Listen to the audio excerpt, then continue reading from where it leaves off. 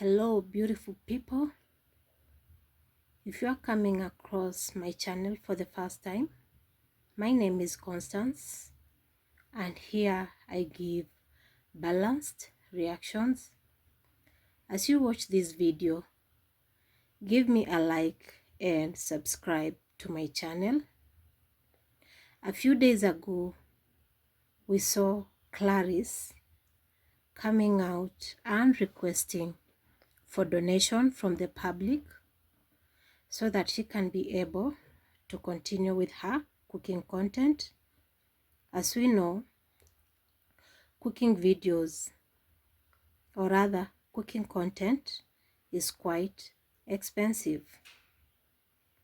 But the main challenge here is people are a bit skeptical. They are questioning the mode of payment that Clarice put across her channel. She put an M-Pesa number registered under her sister, Maria. And when it comes to public donations, this is the kind of thing that needs a lot of transparency and accountability. Remember, you're requesting money from people and they're giving you the money for you to use for an intended purpose. And in such a scenario, people don't want people to joke with their money, with their hard-earned money. And they need proper accountability. Clarice might have had her reason as to why she preferred issuing her sister's number, but some people might hesitate to contribute because it's Clarice who came out and asked for donation. So why are we sending money to a different person? I've even come across a video where another reactor is suggesting that there is a probability that Jihan is colluding with Maria, and in some way she's the one who will be controlling the funds raised. So here comes an interesting question that I'm going to put for Clarice and James. Over the past few days, we have seen them coming out and alleging they were not fairly compensated by AVL, and it now surprises me. Why have they introduced a third party in this new venture they have started? I see Maria as a third party because through her phone number, she's receiving money meant for Clarice African Life to support that channel. So how are they going to be able to account for the contribution that they have received? What if Maria is tempted and divert that money for personal use? I'm just thinking aloud, you know.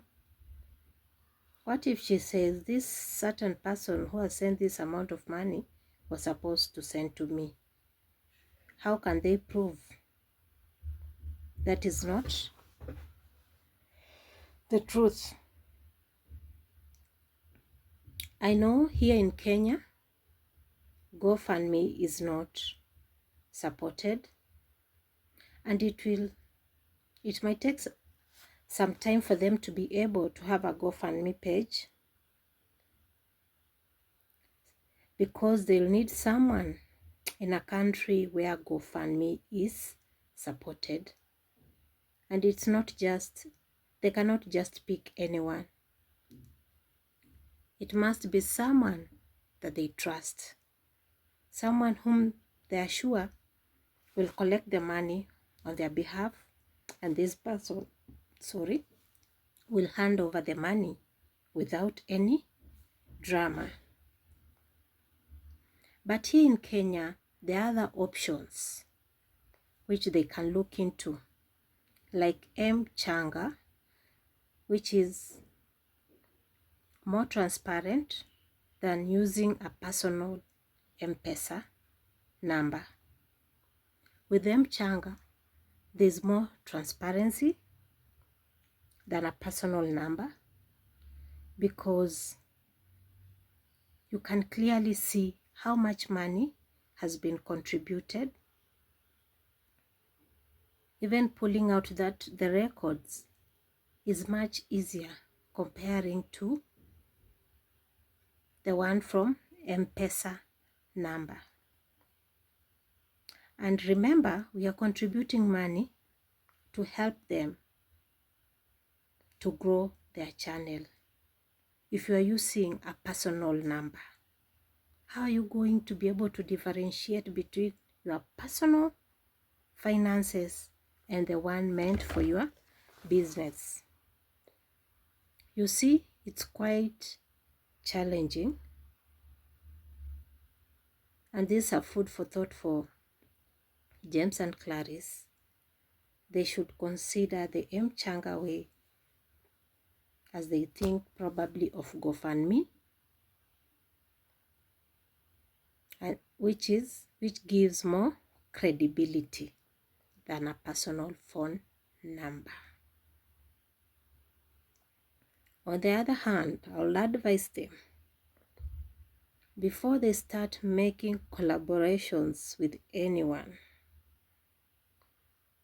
it's high time they get a contract, or rather someone to guide them on how to go about it. Because it will be so sad if we'll see them again after a few months crying that so-and-so used us, so-and-so promised us ABCD and they never delivered. Nowadays, taking the word of mouth force from someone, it has become very expensive. Let it be written down, let there be witnesses, and that way you can be sure I'm not going to be misused, I'm not going to be taken for a fool. Let's talk about Mama Chogu's bed.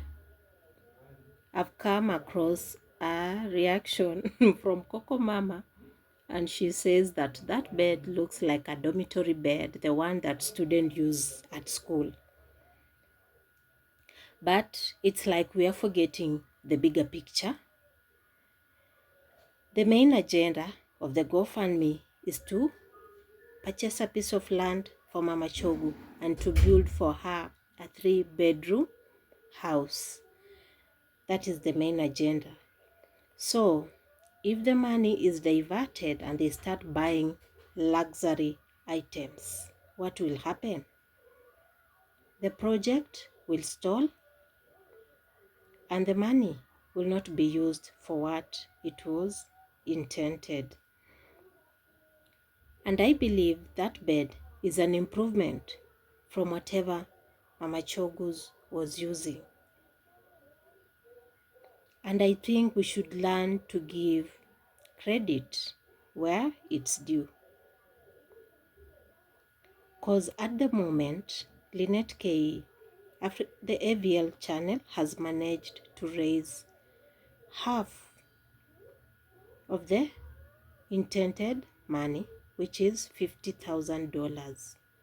As we are speaking right now, the cost of living in Kenya has gone so high. Everything is expensive. Even affording basic necessities has become a huge challenge to some people. So can you imagine constructing a 3-bedroom house? That's already an expensive project, and I think people should not start judging AVL with that bed. Let us wait until the whole project is done. That is when we can know were the donors shortchanged, or did the money that the donors donated was used as intended. Because AVL is doing a great work. Can you imagine somebody removing you from a mad house to a modern 3-bedroom house? Tell me, how many people have you seen doing such kind of project to someone who is not their family member? As much as we will, some people might argue that AVL is also getting something from the project. She's getting views and she'll get payment from YouTube. But still, this is something so huge. And I can tell you, some people, they will work their entire lives. They will not, and they have nothing to show. No home, no piece of land, nothing. Because this is something which is very huge and it takes a lot of money. So for this, I'm going to say kudos to AVL, and Mama Chogu, enjoy your bed. I know it's better than the one you are using before. What are your thoughts and opinions regarding this reaction? Drop them in the comment section. Until the next one, bye bye.